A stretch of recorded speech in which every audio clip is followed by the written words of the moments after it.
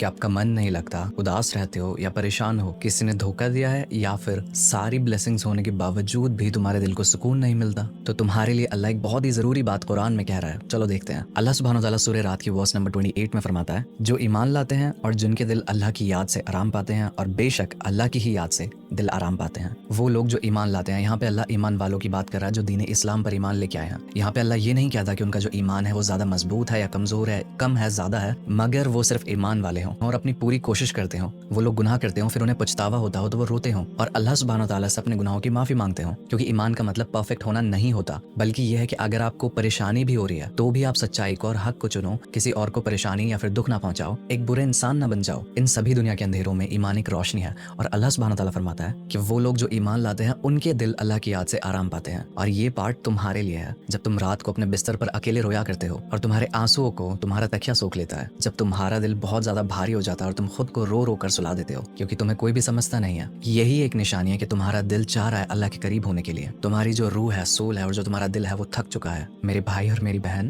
तुम टूटे हुए नहीं हो, तुम्हें अल्लाह की जरूरत है। और उसके बाद अल्लाह सुब्हानो तआला फरमाता है अला, जिसका मतलब होता है इंडीड, बेशक, बिना किसी शक के। ये बिल्कुल ऐसा ही है कि अल्लाह तुमसे कह रहा हो कि ध्यान दो, ये बात जरूरी है। बेशक अल्लाह की ही याद से दिल आराम पाते हैं। और यहाँ पर ध्यान देने वाली बात यह है कि यहाँ पे अल्लाह सुब्हानो तआला ने ईमान वालों के बारे में बात नहीं की है, दिलों के बारे में बात की है। और दिल हर एक इंसान के पास होता है, चाहे वो खुदा में यकीन रखता हो या ना रखता हो। ये सभी लोग कहीं नहीं मगर सिर्फ और सिर्फ अल्लाह की याद में ही आराम पाएंगे, सुकून पाएंगे। जो सुकून आपको लोगों के साथ रहने पे नहीं मिलता, रिलेशनशिप्स में नहीं मिलता, पैसे में नहीं मिलता, निकाह करने में या फिर कोई अचीवमेंट हासिल करने में, इनमें से कहीं नहीं। जो हकीकत आपको सुकून मिलेगा वो अल्लाह की याद में ही मिलेगा। और जो लफ्ज इस आयत में अल्लाह ने इस्तेमाल किया है ना, तत्माइन, इसका मतलब सिर्फ सुकून नहीं होता है कि आपका दिल थम जाए, उसको सुकून फील हो, उसको डर ना लगे। और तुम ये सुकून डिजर्व करते हो क्योंकि इतनी ज्यादा चीजों से तुम गुजर चुके हो। तुमने दूसरों का ख्याल रखा, लोगों की मदद की, सब्र रखा, और जितने भी हालात बिगड़े और मुश्किलें बढ़ी, तुमने हार नहीं मानी। तुम रोए मगर तुमने हार नहीं मानी। और अब तुम्हें भागने की कोई जरूरत नहीं है, अपने दिलों को बंद करने की कोई जरूरत नहीं है, अपने दिल को नम या कोल्ड बनाने की कोई जरूरत नहीं है। बस तसल्ली से एक जगह बैठ जाओ,